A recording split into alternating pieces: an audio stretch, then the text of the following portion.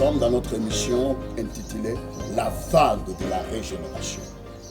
Et par la vague de la régénération, nous allons parler de plusieurs choses qui vont toucher à notre régénération. J'aimerais prendre notre verset clé et le verset le plus important de la Bible. C'est Jean chapitre 3, le verset 16.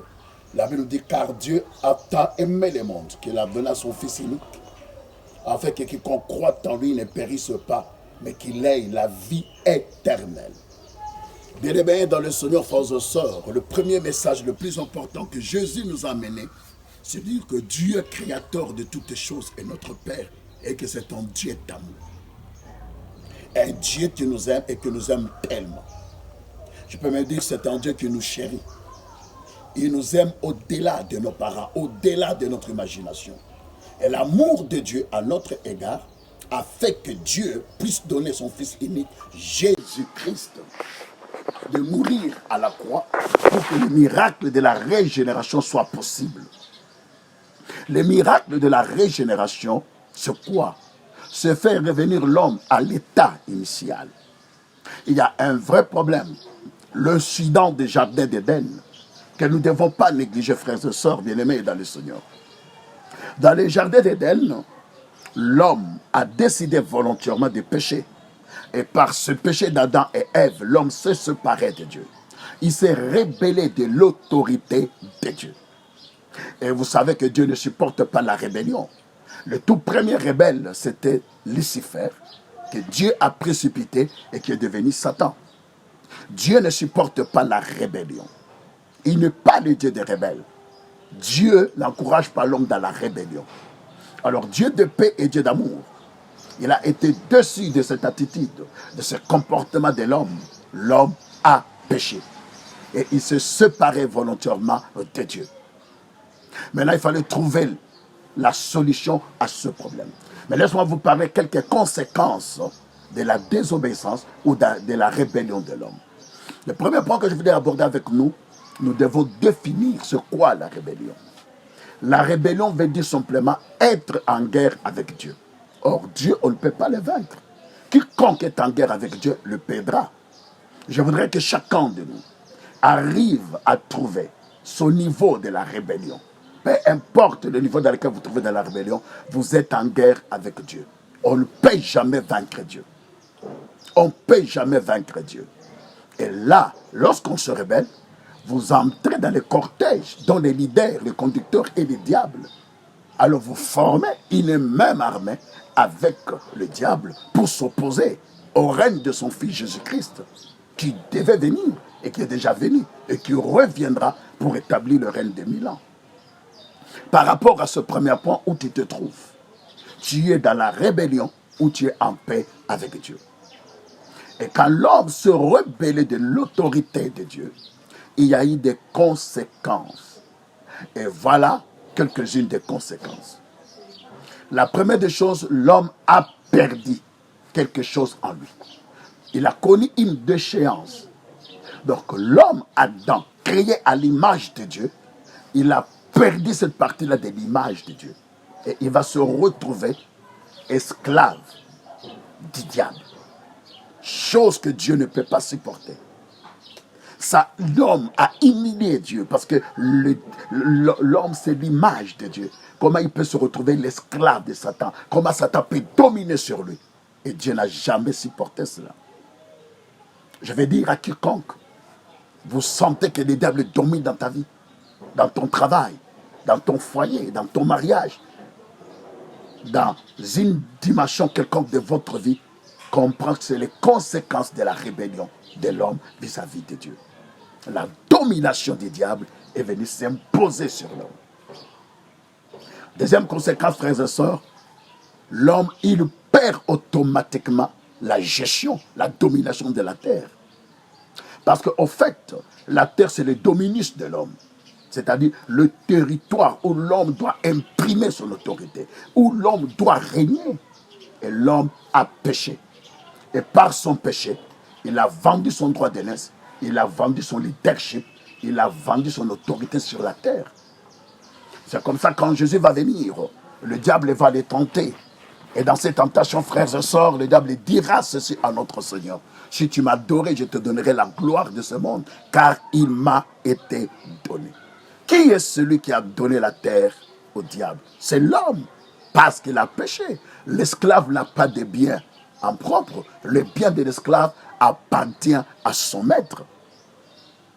Bien-aimés dans le Seigneur, frères et sœurs, l'homme a perdu le contrôle de la terre, l'homme a perdu la domination de la terre. C'est comme ça, plusieurs personnes aujourd'hui, aveugles qu'ils sont, s'ils veulent dominer ce monde, régner, ils vont aller chez les diables.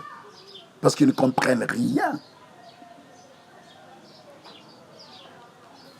Alors, troisième conséquence de la rébellion de l'homme, Dieu a créé et il a placé dans le cœur de l'homme la pensée de l'éternité. La mort, c'est l'homme qui a provoqué la mort. C'est une conséquence logique de l'acte que l'homme a posé. Et la mort est venue.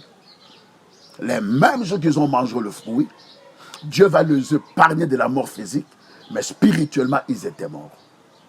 Parce que la mort spirituelle, c'est être séparé de Dieu. L'homme est séparé de Dieu.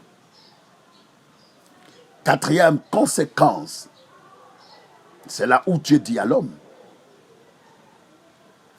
la terre te produira des ronces.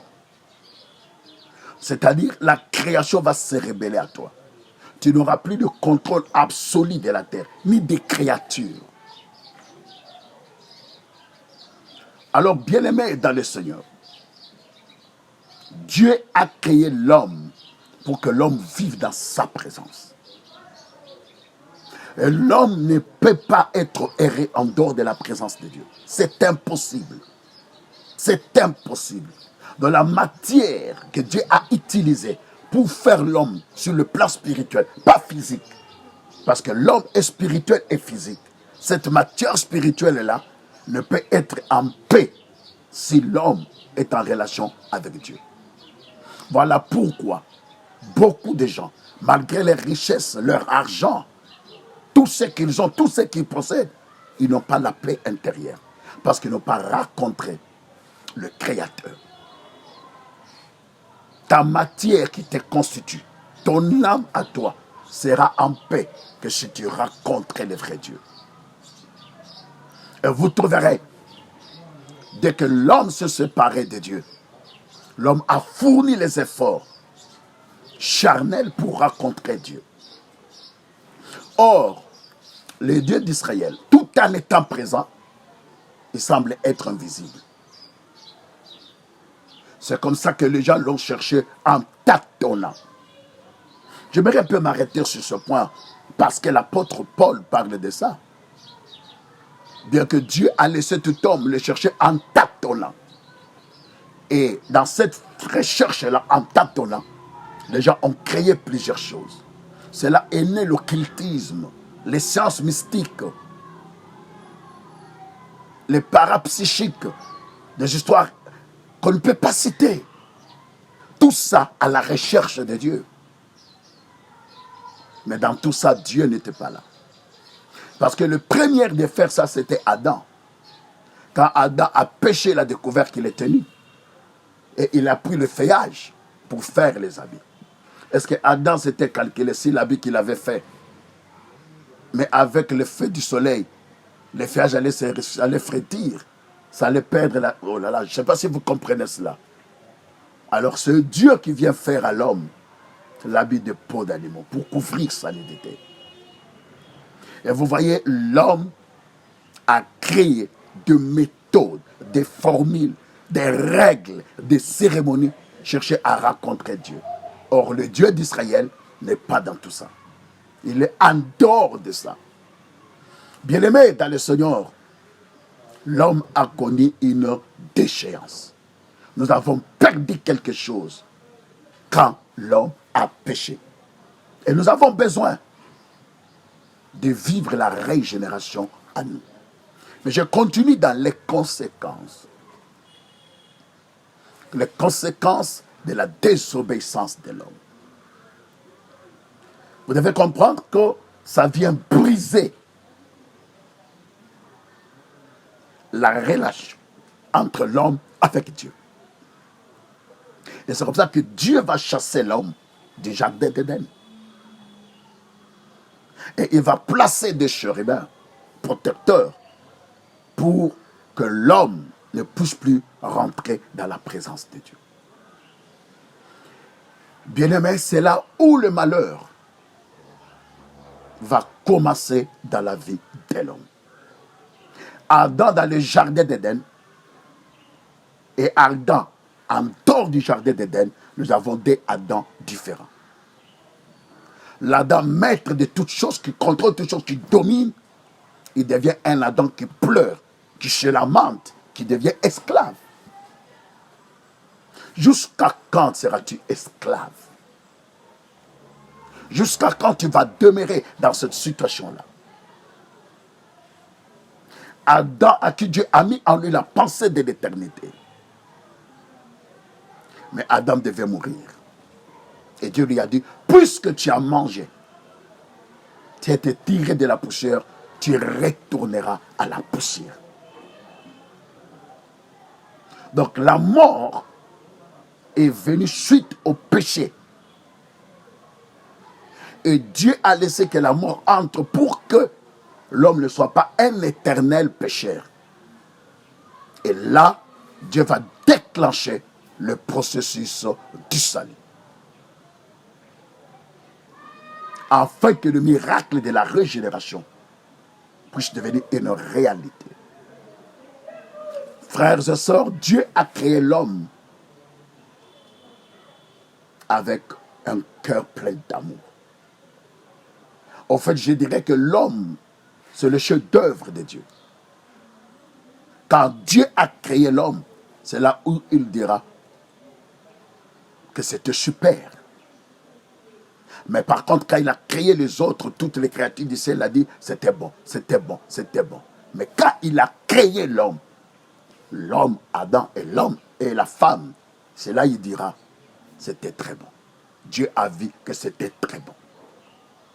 Dieu a créé l'homme avec amour. La différence entre l'homme et le reste des créatures, l'homme est la créature qui a été créée pour répondre à l'amour de Dieu. Les autres des créatures sont incapables de répondre à l'amour de Dieu. Les anges n'ont pas un cœur pour aimer, mais il n'y a que l'homme qui a le cœur pour aimer. Un cœur pour répondre à l'amour de Dieu. C'est-à-dire Dieu devait trouver un correspondant à son amour. Et il t'a trouvé. C'est toi qui dois répondre à l'amour de Dieu. Je voudrais terminer en te disant, Dieu t'aime. Et l'homme doit répondre à l'amour de Dieu. C'est comme l'homme du sexe masculin doit trouver une femme qui doit répondre à son amour. Donc Dieu ne cherche pas que tu puisses l'aimer pour qu'il puisse te bénir, qu'il te donne l'argent, qu'il puisse te guérir. Non, que tu puisses répondre à son amour, qu'il est ton Père. C'est merveilleux. Répondez à cet amour de Dieu. Et il n'y a que l'amour de Dieu qui déclenche le miracle de la régénération dans nos cœurs. Nous sommes arrivés à la fin pour aujourd'hui. Est-ce que tu peux retenir que l'homme a été créé pour répondre à l'amour de Dieu? Dieu est celui qui aimait l'amour et l'homme, c'est le correspondant à l'amour de Dieu. Dieu cherche des hommes qui peuvent répondre à son amour.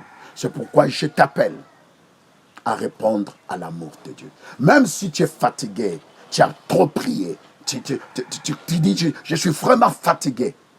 Mais je te dis, tu peux encore te relever. Réponds à l'amour de Dieu. Que Dieu vous bénisse et toutes les bonnes choses. À la prochaine séance, nous serons là. Soyez richement bénis au nom de Jésus.